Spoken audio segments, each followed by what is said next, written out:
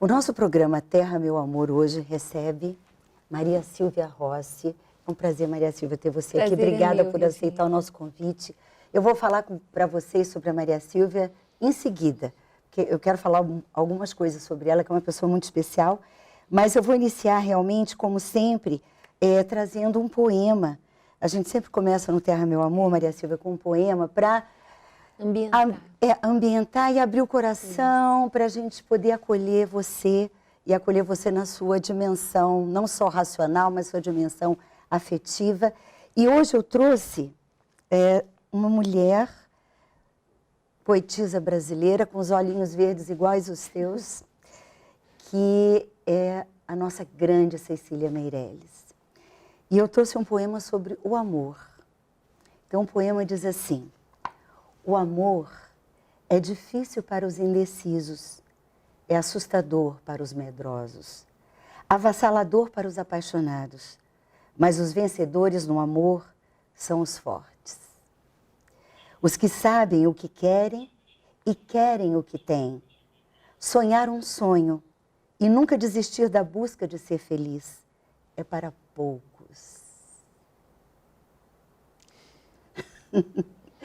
Ai, meu Deus, será que é para poucos? Esse poema é um desafio, né? Porque a gente fala que o amor é aquilo que move, que nos torna apaixonados, né? Pela nossa atuação no mundo. E a Maria Silvia é uma pessoa apaixonada pelo seu trabalho, ela é apaixonada pelas coisas que ela faz, e ela faz muito bem feito, acho que por causa desse amor que você tem. Então, eu vou falar um pouquinho dela, para não privar vocês desse conhecimento. A Maria Silvia Rossi, ela nasceu em São Paulo, mas ela se criou até os 14 anos na Bélgica. Aí voltou para o Brasil, né, e morou em São Paulo, voltou para São Paulo, depois para Brasília, onde ela cursou na Universidade de Brasília o curso de Engenharia Agronômica, né? E aí fez mestrado em Brasília, mas também depois voou de novo para a Europa, onde na França fez seu doutorado. E tem experiência em gestão de risco ambiental. E, nesse momento, ela está como subsecretária na Secretaria de Meio Ambiente e Recursos Hídricos do Governo do Distrito Federal e com a doce e desafiadora missão, no momento, de trabalhar porque o governo a Secretaria está coordenando o zoneamento econômico e ecológico, né, de Brasília. Então, a gente sabe que é um desafio grande, mas o seu trabalho tem sido realmente reconhecido e eu gostaria de conversar, começando por aí. Maria Silvia, como que é o desafio para você, nesse momento, como gestora e técnica dentro da Secretaria, de estabelecer essa linguagem entre dois aspectos que hoje têm gerado bastante conflito, que são os interesses econômicos de um lado e, do outro lado, essa necessidade de preservar o meio ambiente que nós estamos tendo que cuidar disso com muita efetividade. Como é que vocês estão construindo esse diálogo? Primeiro, obrigada ao telespectador, a todos vocês de estar acolhendo esse tema, né, e convidado. Eu acho que eu queria retomar o seu poema, porque eu acho que ele está na base de muitas coisas.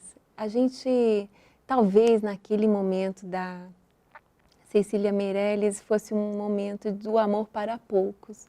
Eu sou adepta do amor para muitos. Eu acho que a discussão da preservação, o fomento, a felicidade com qualidade de vida, a base da motivação é o amor a si próprio, respeitar os seus espaços, amor ao próximo, no respeito.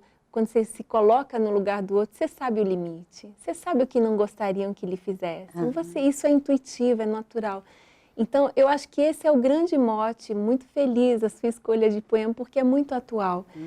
A discussão do zoneamento ecológico e econômico, ela também perpassa essa veia, porque quando a gente trabalha o território, a gente está tornando visíveis atores invisíveis, a gente está tornando questões invisíveis visíveis, a gente está... E essa relação entre áreas, entre essa diversidade de pessoas, diversidade de formações humanas, diversidades profissionais, diversidade de habitats, ela, de expectativas de vida, ela se traduz no que a gente, talvez até o século passado, tivesse muito como conflito. Mas eu acredito que é uma solução. O Zé, ele veio para tentar trabalhar de forma eclética, para definir grandes vocações do território. E essa vocação, ela é feita, por um lado, pela capacidade de suporte, quer dizer, restrições ecológicas, de natureza ecológica, mas não só restrições, potencialidades econômicas que hoje estão invisíveis, associadas a esse capital natural. E, por outro lado, os padrões de ocupação humana, o padrão de desenvolvimento econômico, industrial, o que quer que seja, que vai modelar tipologias urbanas e que vai modelar níveis de intensidade de uso dos recursos naturais. Isso tem que dialogar. Sim. E eu tenho certeza que vai dialogar. Então, a gente, nesse período agora da primeira etapa do zoneamento ecológico e econômico, a gente já teve grandes ganhos. Porque o primeiro ganho é uma coordenação de 3 secretarias. Não é uma coordenação só da SEMAR, isso é um ganho de compreensão da importância desse instrumento. Quais são as secretarias que estão nessa construção? Meio Ambiente e Recursos Hídricos, a SEDAB, que é Desenvolvimento Urbano e Habitação, e Secretaria de Desenvolvimento Econômico. Então, a gente está tentando realmente compor uma solução do que é o sonho futuro e trazê-lo a valor presente, mas, ao mesmo tempo, dentro das possibilidades reais, da concretude, da realidade, das dificuldades, das facilidades. Então, a gente já tem alguns avanços importantes. E agora, esse mês, assinamos um convênio, o nosso governador assinou um convênio com o MMA, Ministério do Meio Ambiente. Ministério do Meio Ambiente, para realização da etapa 2, que é qualificação e finalização ainda esse ano do zoneamento ecológico e econômico.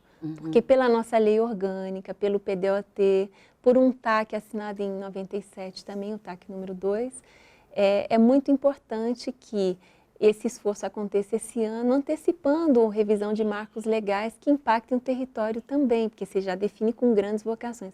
E pela nossa lei orgânica tem que ser lei. Então, o Executivo tem que encaminhar à Câmara essa questão.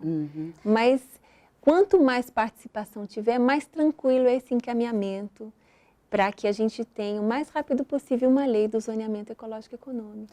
Então, eu acho que também esse zoneamento ecológico e econômico surge num momento em que Brasília efetivamente se consolida como urbs e civitas, né, nos seus 50 anos de existência.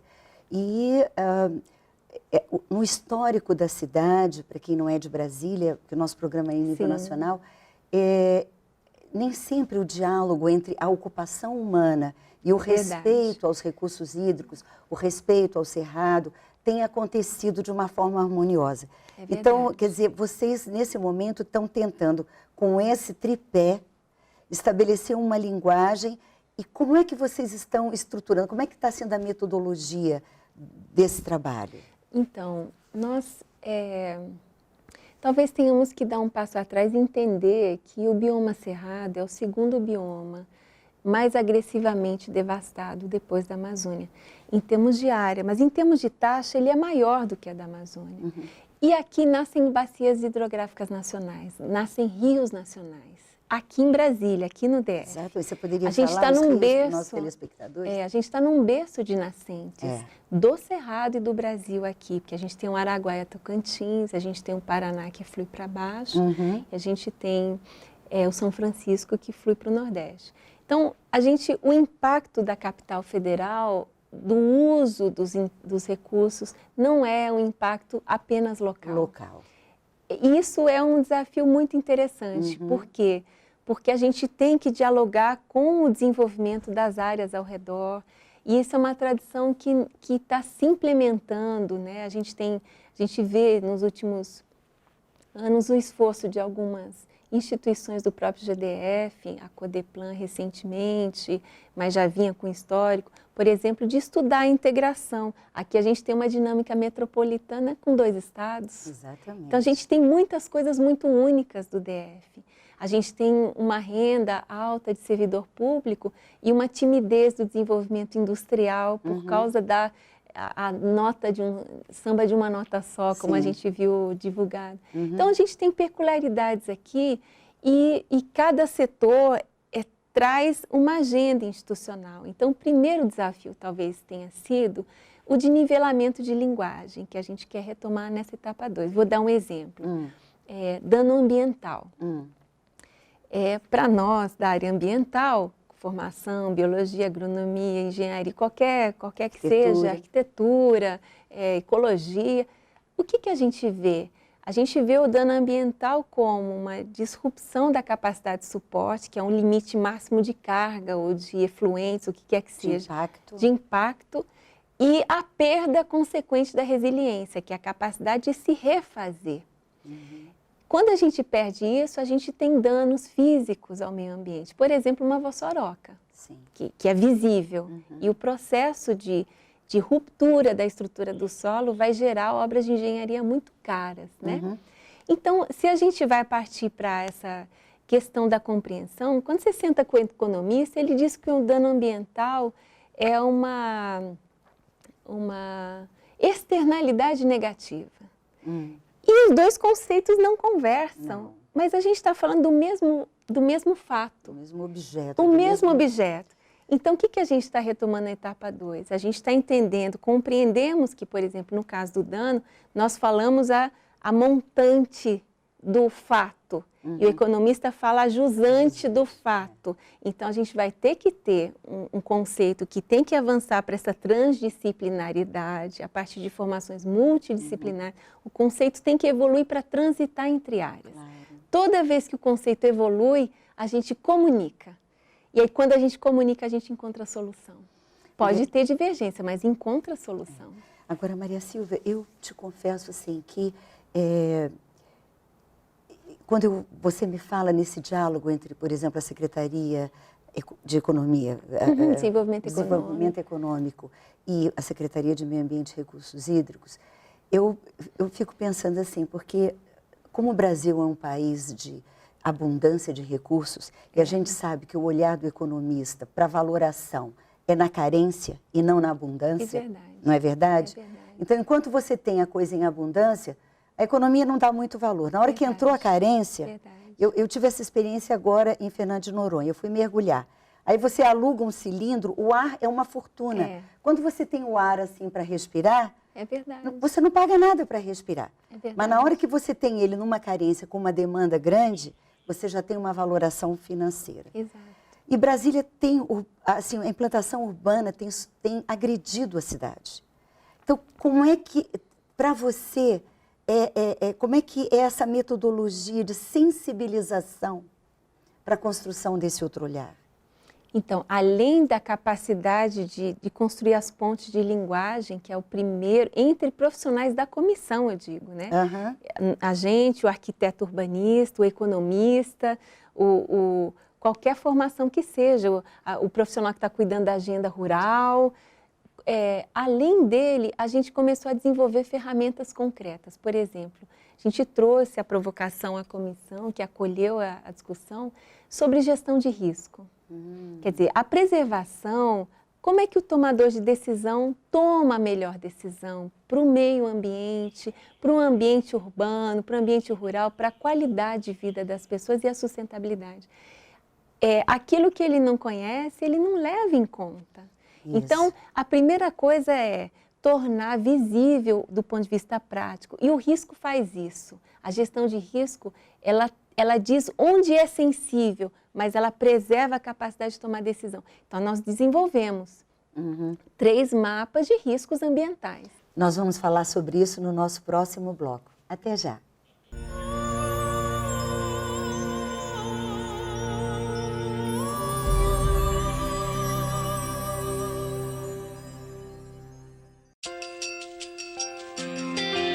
Um gesto pela saúde e nutrição das nossas crianças. Um gesto por amor e respeito ao próximo. Um gesto que pode mudar o mundo. Não há ideologia superior à solidariedade. União Planetária. www.uniãoplanetaria.org.br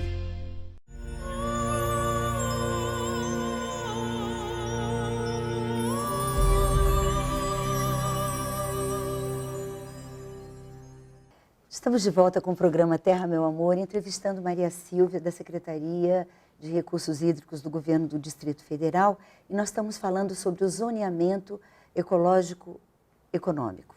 Então, nós estávamos falando sobre essa questão da gestão de risco, e uma das coisas que mais inquieta o cidadão mais consciente é essa questão do impacto sobre os recursos hídricos, né?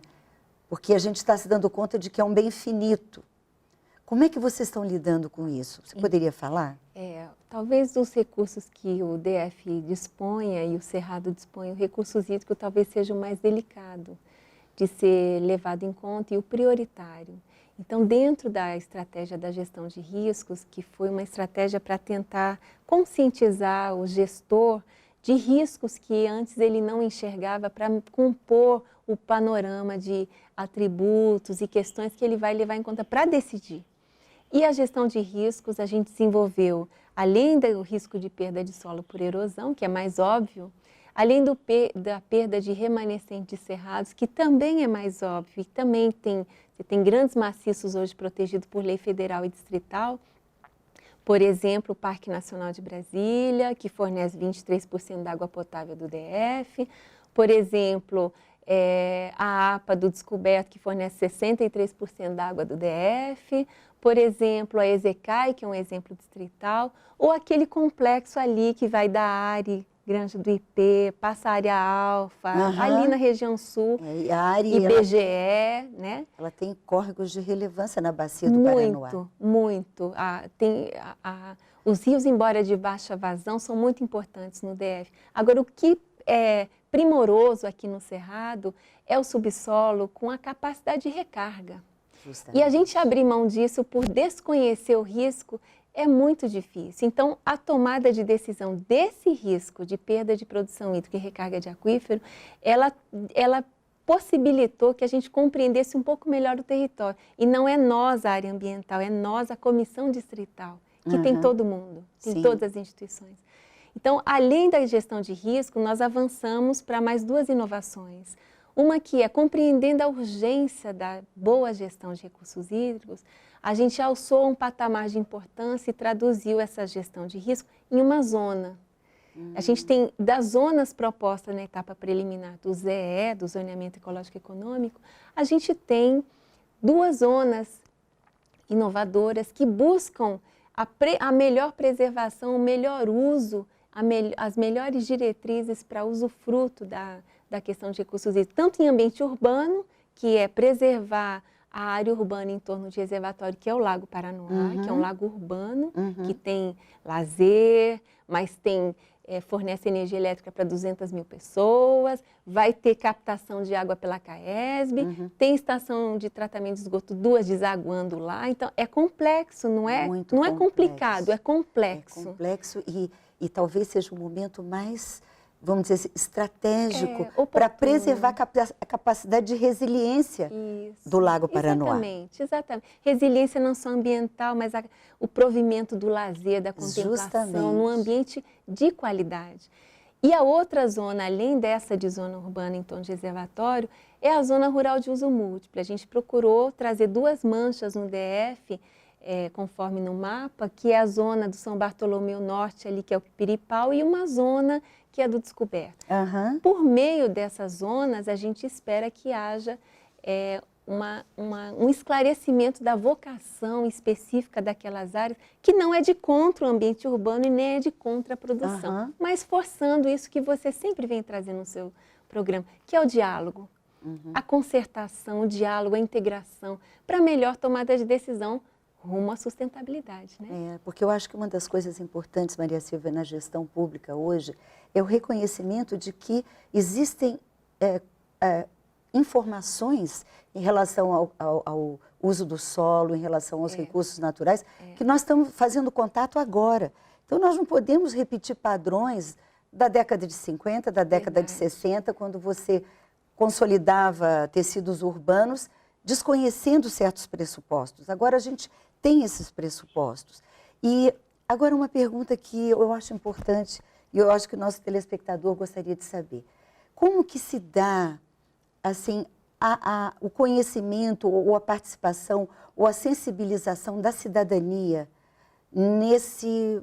Porque todo governo pode muito, mas não pode tudo. É verdade. Se não for o cidadão Não, é verdade. consciente, É verdade. se apropriando dessa gestão pública, como é que você percebe, como é que vocês pretendem dar a conhecer à cidadania esse trabalho primoroso que vocês estão tentando empreender? A gente está tentando atuar de várias maneiras. Por exemplo, na etapa de diagnóstico, fomos o único ZE do Brasil que fez audiência pública de diagnóstico, para dar uma clareza sobre o tema.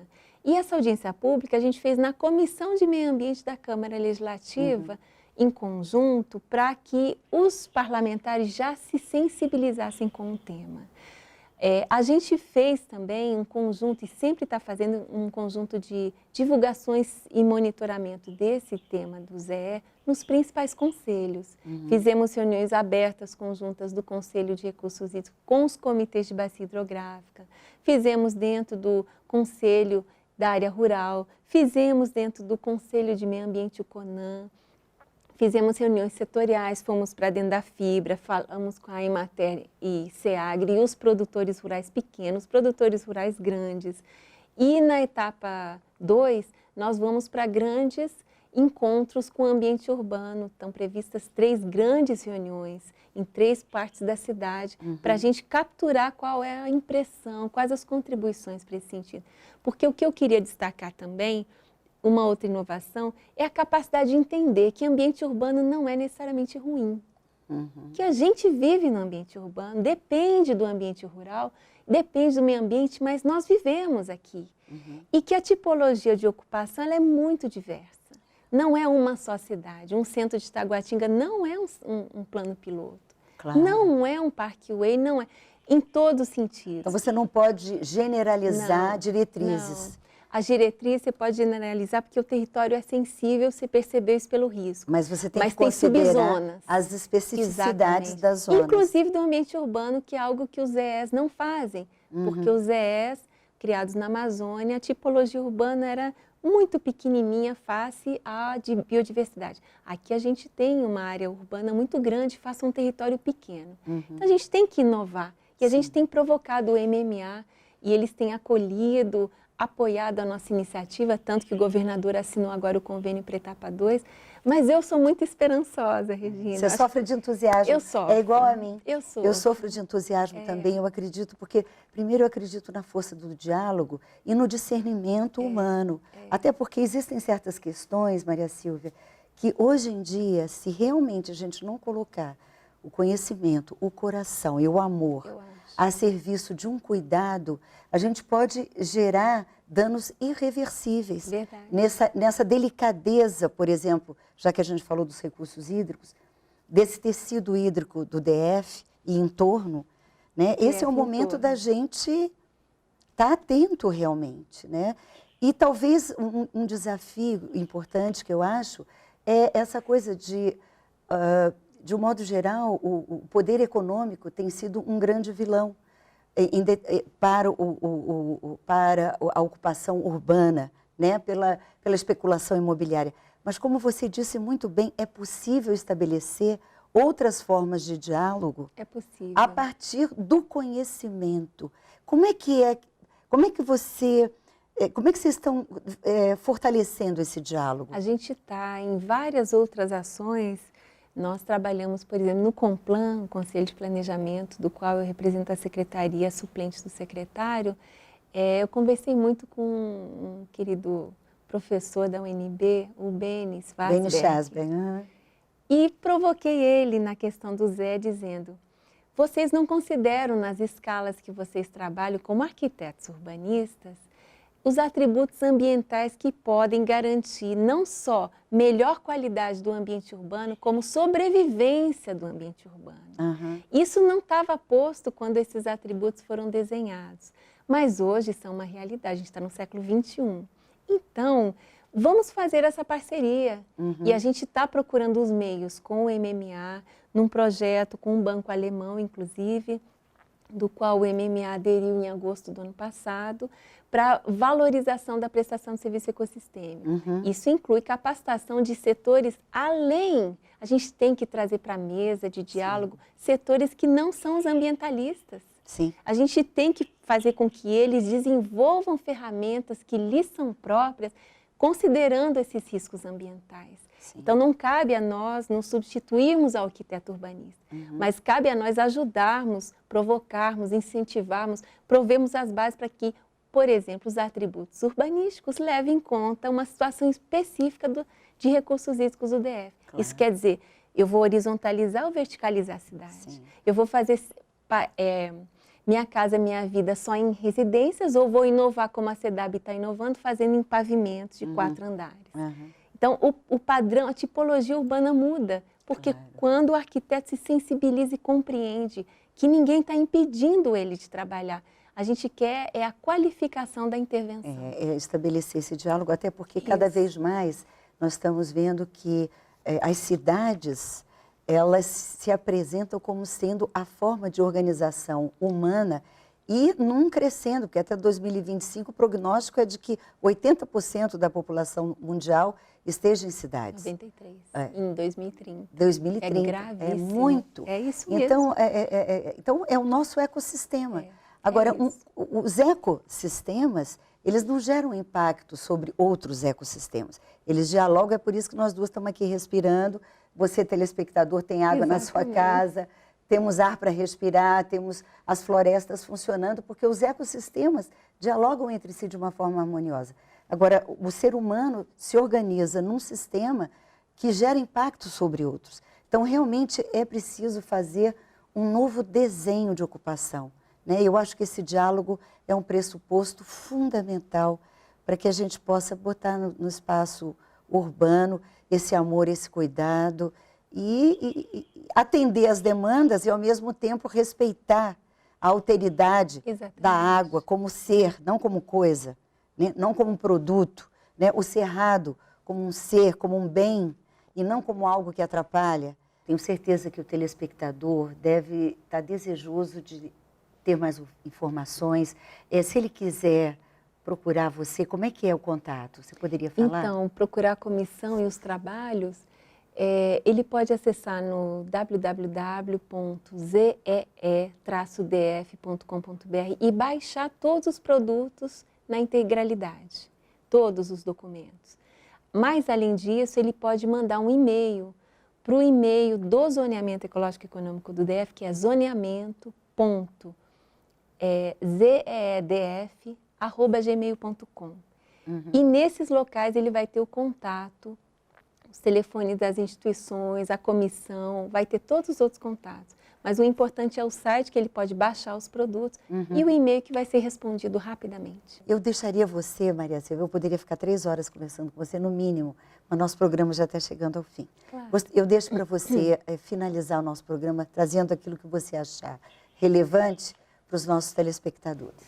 É possível, é possível, é totalmente possível isso, Regina. O amor é para todos nós, é para cada vez mais pessoas. Cada vez mais a gente tem que fazer essa nova geração forte o suficiente para assumir o amor para dentro de si e na sua coletividade, no seu ambiente. Vamos ser um pouco mais generosos, vamos ser um pouco mais generosos, porque isso é possível. E eu não tenho dúvida que vai acontecer. É assim que eu crio minhas filhas, é assim que eu me posiciono no trabalho, assim que eu aceitei esse convite maravilhoso que você fez, para dialogar com vocês. É possível. Falar em filho, queria dizer aqui que a Maria Silvia tem 3 meninas, Tainá, Juliana e Pietra, e o Luca, né? Maria Silvia, Querida, muito obrigada pela sua presença aqui com a gente. E, gente, ó, é possível. Então, você, gestor público, você, prefeito, que está nos assistindo agora, você, empresário, vamos estabelecer esse novo patamar de diálogo, um diálogo ético, para que a gente possa ter um mundo harmonioso, solidário, fraterno, para nós usufruirmos e para as gerações futuras também poderem falar que houve cuidado nesse momento planetário. Obrigada, querida. Obrigada a todos. Até o nosso próximo encontro.